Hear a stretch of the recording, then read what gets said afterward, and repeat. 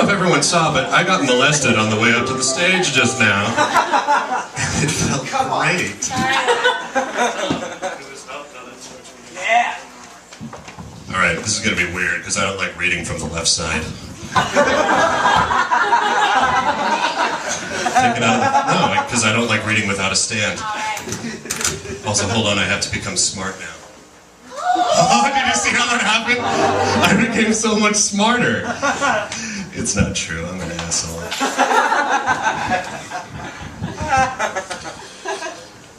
A few weeks ago in Play Club, we did a reading of A Christmas Story. Those were the people who were there.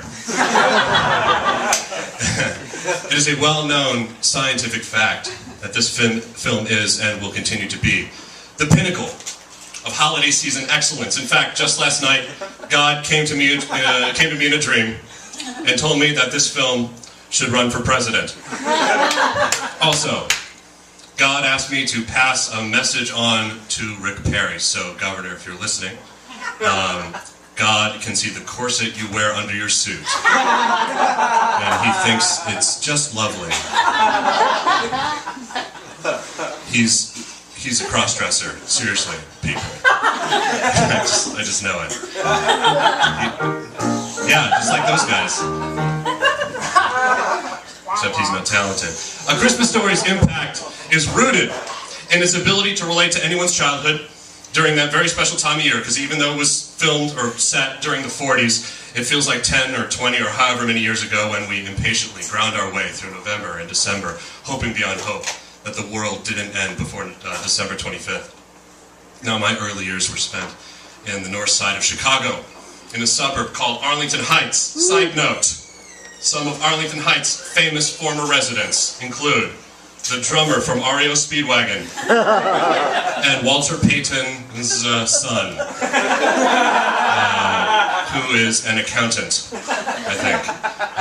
But like the Indiana setting of A Christmas Story, winter in Chicago was a combination of breathtaking beauty and soul-crushing temperatures. That whole thing where your dad tells you that he had to walk 5 miles up a hill in like 8 feet of snow.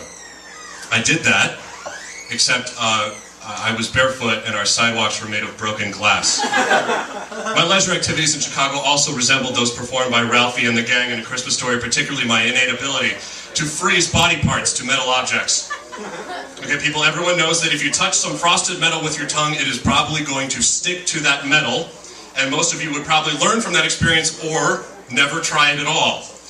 For me, freezing a piece of my mouth to a metal object was a weekly experiment in fun. Sure, I should have recalled how painful it was the previous time when I had to rip my tongue off of whatever object it was stuck to, but I do not like to learn things. My brain at the time was filled with important information like cheat codes, the names of the second-string offensive linemen for the Green Bay Packers, and the alphabet. Yet I always avoided the western fence in our backyard. The fence was not unlike any other chain-link fence, but what resided on the other side of the fence was enough to frighten any young child away. Mr. Klein was our neighbor. Your typical crotchety old man that treats his lawn like one of his children. Mr. Klein would watch his yard like a hawk. And should you even approach the fence separating our yards, he would rap on the window and melt your soul with a piercing glare. And please note, I am not talking about actually stepping foot into his yard, okay? I am saying that if I just walked up to the fence while still standing in my fucking yard, he would get pissed at me. Occasionally this would turn into violent acts, like when my friend Jimmy fell off his bike and landed in Mr. Klein's front yard while he was working in his garden. Instead of helping my friend out, he threw a garden spade at Jimmy's head. Really nice guy. Also, Mr. Klein was German and fought in World War II. Now, I am not saying that Mr. Klein was a Nazi, but I am saying that Mr. Klein was probably a Nazi.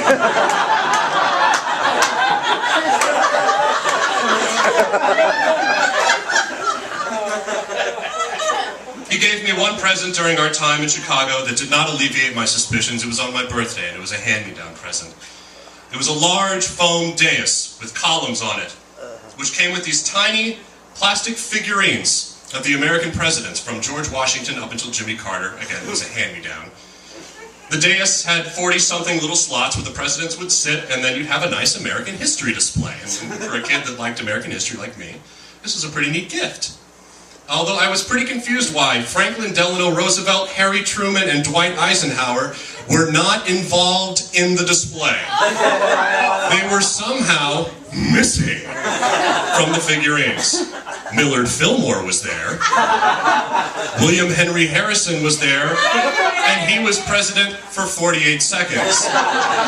Still, I am not saying that he was a Nazi. He just gave gifts with a particular Aryan slant. The main point here is that you left that side of the fence alone. But one particularly cold December day in Chicago, I came home from school, and I walked into our backyard. It must have been a good day for me, like I'd gotten an A in spelling, or I didn't fart during school mass.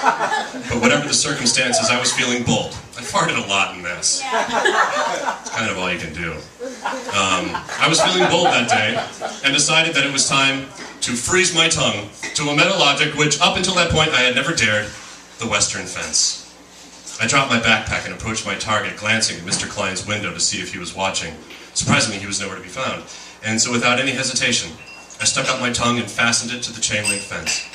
I gave a victorious grin, did a little dance, and after a few seconds later decided my victory was complete, and prepared for the pain of ripping off my tongue. I pulled. I pulled harder. I pulled harder and harder and harder, but the fucking thing was really stuck. My victorious grin soon changed into panic. What the hell was I gonna do? Mr. Klein was going to be checking his back window any moment now. He is going to freaking kill me. It was one of those do-or-die moments that I'm sure all of you have as children. I absolutely had to separate my tongue from this fence, lest I die. So I closed my eyes. I gripped the fence with both hands, placed my foot against one of the support bars, and pushed. And pushed, and pushed, and rip! I flew back from the fence, landed in the snow, a mixture of relief and pain flowing through my body as the blood poured out of my mouth. With tears running down my face, I hurried inside to stop the bleeding, not wanting to know how much of my tongue I had just left behind on the fence. As I applied a compress to my wounded tongue, I realized how lucky I had been. Mr. Klein had not killed me. He didn't yell at me. And though I had been mildly scolded by my parents, I had gotten off scot-free. The next morning I woke with a numb tongue and a big surprise. I looked out my window to see that a fresh layer of snow had fallen, and standing right at the spot where I had sealed my tongue to the fence was Mr. Klein, scraping off pieces of my tongue with one of those windshield ice scrapers. Before I could dart away, Mr. Klein stopped, looked up, right at me, staring back at him from the window. In my childhood ignorance, I cracked the window open, and to the best of my ability, with a wounded tongue, yelled through the screen, "Mr. Klein, you missed the spot!" Thank you.